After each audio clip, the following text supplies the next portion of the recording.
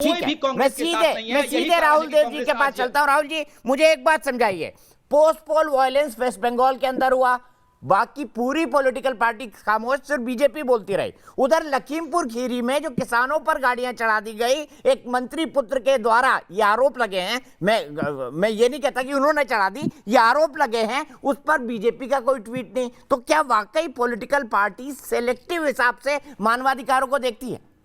ये आरोप बीजेपी पर भी है, कांग्रेस पे भी है। दीपक, इसमें तो किसी भी तटस्थ और विचारवान व्यक्ति को संदेह होगा ही नहीं और इससे असहमति नहीं हो सकती। ऐसी कौन सी राजनीतिक पार्टी है जो जब सत्ता में रही है तब अपने हिसाब से कभी वो संवेदनशील हो जाती है, जब उसका जो सामाजिक आधार है उस पर चोट पहुंचती है, उसको लेकर कोई घटना होती है और जब वो विरोध में होती है तो उसको दूसरे पक्ष की बात दिखाई देती है, तब वो शोर मचाती है। तो ये लगातार हम देखते हैं, ये केवल एक इस पार्टी या उस पार्टी का नहीं है। आपने खुद ही उदाहरण दे दिए।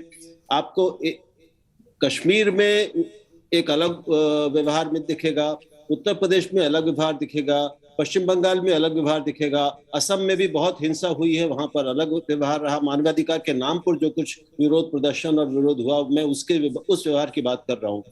अगर राजस्थान में या कहीं भी और दलितों के विरुद्ध जो हिंसा होती है तो उसमें मानवाधिकार की बात करना केवल पार्टियों के अपने हितों और अपने आधारों के आधार, मताधिकार जो है या जो उनका सामाजिक आधार है उसके आधार पर तय होता है।